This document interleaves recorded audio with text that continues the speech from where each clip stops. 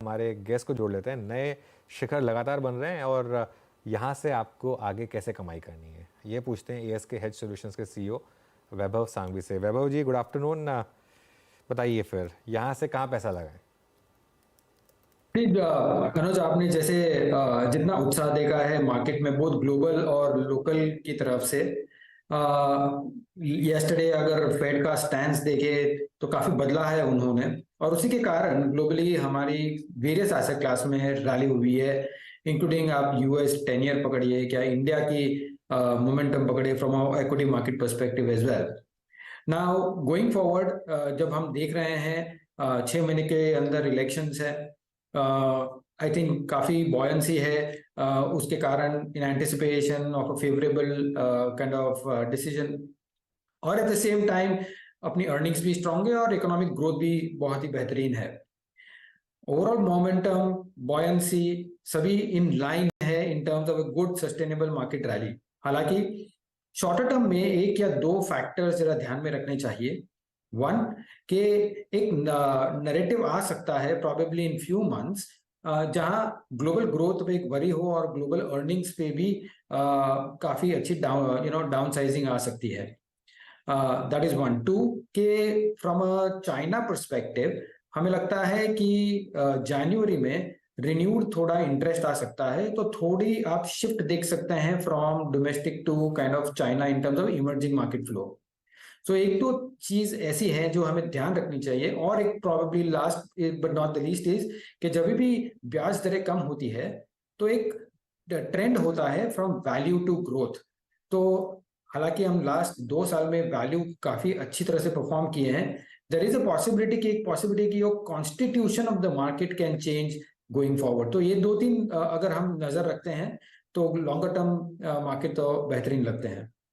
कि long term market बेहतरीन लगते हैं, तो यहाँ से अप्रोच क्या ली जाए वैभव? क्योंकि बहुत पैसा बना है लोगों का, specially mid and small caps में।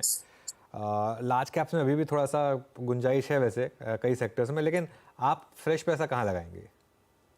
Of course Anuj, I think large cap एक पॉकेट है, और उसका रीजन भी यही कि वन, के हिस्टोरिकल बेसिस पे अगर हम मिड कैप लार्ज कैप की वैल्यूएशन कंपैरिजन देखते हैं तो लार्ज कैप में अभी भी हमें कंफर्टेबल दिख रहे हैं। सेकेंडली, कि जब ग्लोबल में इंडिया की जो सिचुएशन जिस हिसाब से बढ़ रही है, वहाँ हमें लगता है कि ओवरऑल इमर्जिंग मार्केट फ्लो भी शायद पॉजिटिव हो सकता है, और हमने एक एविडेंस भी देखा है लास्ट महीने में जब emerging market passive flow positive हुए हैं आफ्टर ए लॉन्ग पीरियड।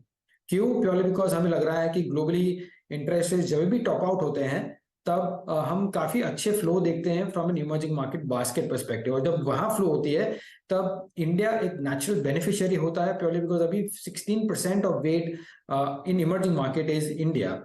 सो इस हिसाब से हम कहें तो एफपीआई का फ्लो फ्रॉम हियर ऑनवर्ड्स हमें काफी पॉजिटिव दिख रहा है, और वो अगर होता है तो सबसे पहला पैसा आपका लार्ज कैप में आएगा, और लार्ज कैप हमें लगता है कि जो जितनी अंडर परफॉर्मेंस हुई है as compare to mid and small cap, I think वो अभी टाइम है थोड़ा कैचअप करने के लिए।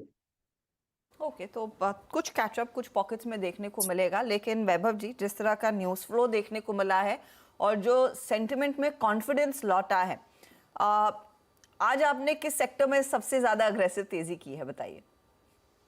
आई थिंक तेजी आज की तो बात छोड़िए, बिकॉज लॉट ऑफ मूवमेंट जो आज की हुई है काफी नीजक रिएक्शन है कल के इवेंट के बाद, और इसलिए हम जब देखते हैं कि आईटी में जैसे परफॉर्मेंस आ रही है आज, I think lot is because of that short covering as well. So एक दो दिन की बात छोड़िए, but I think from here onwards we would continue to be bullish in, के हमारी बुलिशनेस प्राइवेट बैंक्स में रहेगी, हमारी बुलिशनेस कंज्यूमर डिस्क्रेशनरी में रहेगी, और on overall growth as a theme as compare to value is something हम यहाँ से काफी एक्साइटेड है इवैल्यूएट करने के लिए। ओके वैभव जी, आज एक और चीज़ हुई, आई थिंक आज गोल्ड में बहुत स्ट्रॉन्ग मूव है, उसको बाजार सेलिब्रेट कर रहा है। आई थिंक जो लोग मल्टी एसेट अप्रोच लेके गोल्ड्स पे भी थे ईटीएफ्स के जरिए लॉन्ग, उन्होंने पैसा बनाया अच्छा। आपकी राय क्या थी? गोल्ड को एज अ गोल्ड प्ले करें, या फिर आपके पास एनबीएफसीज हैं प्ले करने के लिए, या फिर टाइटन इस स्ट्रेंथ को, इस चंक को आप कैसे प्ले करना चाहेंगे? आपका व्यू क्या है यहाँ पर? ठीक, all of these three are different. Gold usually हम देखते हैं तो वो डिफेंसिव बेट कहलाता है।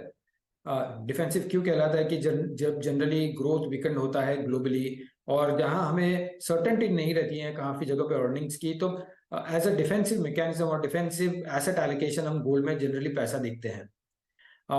अगले नेक्स्ट 6 मंथ्स में जब ग्रोथ के नंबर्स रिवाइज हो गए डाउनवर्ड, आई थिंक तब तक ये बॉयंट रह सकते हैं गोल्ड के prices. With respect to NBFC sector, I think जिस हिसाब से जब ब्याज दरें बढ़ी थी तब एनबीएफसी काफी प्रेशर में आई थी। हमें लगता है कि अगर ब्याज दरें यहाँ से घटती है तो एनबीएफसी में एक नेचुरल बेनिफिशियरी आ सकता है in terms of the tailwind of margins. Now of course उसके फंडिंग कॉस्ट में हमने in the previous very immediate history देखा था थोड़ा problem, not problem but I think cost of borrowing is going to get increased for NBFC. But अगर overall ब्याज दर नीचे आती है तो वो स्प्रेड आई थिंक वो मेंटेन कर पाएंगे from here onward. So NBFC एक पॉकेट है जो अभी तक जो मंदी चल रही थी, आई थिंक हम यहाँ से थोड़ी प्रोबेबली तेजी देख सकते हैं over the next 6 to 12 months in a decreasing environment of interest rates. अच्छा, एक सेक्टर जिसकी अभी तक बात हुई नहीं, जिसने आज लीड किया मार्केट को, आईटी, क्योंकि मार्केट को शायद आज वो मिल गया जो मार्केट एक्सपेक्ट कर रहा था, या सबसे ज़्यादा बेस्ट केस सिनेरियो था कि यूएस में रिसेशन भी ना हो और रेट कट भी शुरू हो जाए। अब अगर ये दोनों वाकई में हो गए तो कितना इस मार्केट ने ऑलरेडी पचा लिया इस चीज़ को, यहाँ से आईटी में अब आपका क्या स्टांस रहेगा? आईटी में अगर वैल्यूएशंस देखें इंडिपेंडेंटली, फॉरगेट अबाउट कि यूएस में क्या हो रहा है, इंडिपेंडेंटली अगर वैल्यूएशन देखें तो एवरेज के थोड़े प्रीमियम पे चल रहे हैं। एट द सेम टाइम जब अभी हम अगर यूएस की अनसर्टेनिटी देखते हैं कि जहां ग्रोथ वीकन होना है rather than getting better, discretionary spending में हमें लगता है कि थोड़ा प्रॉब्लम रह सकता है। At the same time generative AI किस हिसाब से हम उसका मूल्यांकन करें, किस हिसाब से उसका इफेक्ट देखें कि सर्विस प्रोवाइडर्स पे आ सकता है, ये अभी तक काफी बड़ी अनसर्टेनिटी है हमारे हिसाब से। सो पॉसिबली है कि in the shorter term because के रेट कट की संभावनाएं आ सकती है, इसलिए एक नीजक रिएक्शन देखा है हमने आईटी में।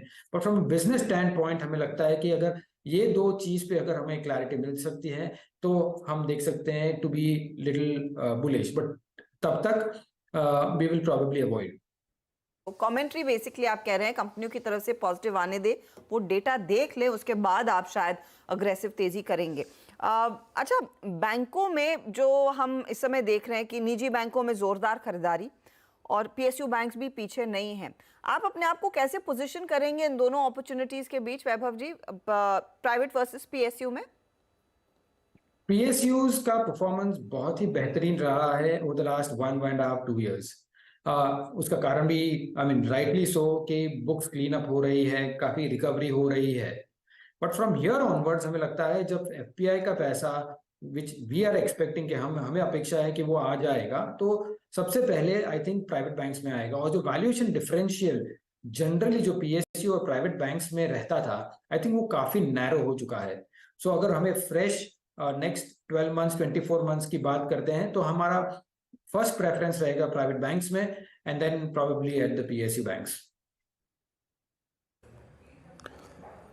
ओके, अच्छा वैभव जी, ऑटो चला, आई मीन अभी भी जब मैं आपसे बात कर रहा हूँ तो बहुत स्ट्रॉन्ग मूव ऑटो में है, ऑल टाइम हाई पे इंडेक्स और ट्रेड कर रहा है। अभी ऑटो में भी कोई धड़ा अगर पकड़ के चलना हो स्ट्रॉन्ग कन्विक्शन के साथ, अभी एक जनाब मुझसे ट्विटर पर पूछ रहे थे, जनाब कि मैं मारुति लेके बैठा हूँ, सब चल रहा है, मारुति क्यों नहीं चल रहा है? अलग अलग चॉइसेस हैं। I mean tyre at all time high, M&M at all time high, TVS Motors ने स्ट्रॉन्ग मूव दिया, बजाज ऑटो, हीरो मोटोकॉर्प। अभी यहाँ से और अगर थोड़ी सी अच्छी रिटर्न्स की एक्सपेक्टेशन रखनी हो तो इसी चंक को आप बाइसेट करके कैसे प्ले करना चाहेंगे, कोई पर्टिकुलर सेगमेंट?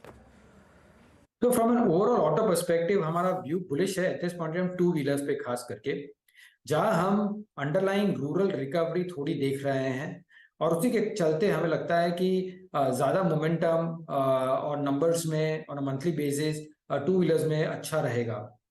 ऑफ कोर्स ये स्टॉक्स काफी अच्छी तरह से चले हुए हैं लास्ट 6 months में, बट हमें लगता है कि मोमेंटम स्ट्रांग है, बिजनेस परफॉर्मेंस भी बेहतर हो रहा है और उसी के कारण हमें लगता है कि ये कंटिन्यूड रहेगी in terms of the movement.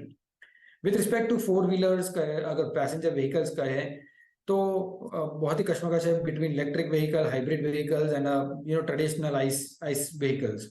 सो जब तक वो स्टेबलाइज नहीं होता है, जब तक हर एक इंडिविजुअल कंपनीज के फ्रेश न्यू मॉडल्स की लॉन्च पे हमें क्लैरिटी नहीं मिलते हैं, तब तक हम इस सेक्टर को as compare to two wheelers underweight रखेंगे। और last but not the least, CVs में हमें लगता है कि हम towards the cycle, intermediate cycle top पे है, यहाँ से थोड़ी करेक्शन की संभावनाएं बन सकती है। ओके, चलिए वैभव जी, बहुत बहुत शुक्रिया आज हमारे साथ जुड़ने के लिए और हमसे बात करने के लिए। Thank you. Thank you so much. चलिए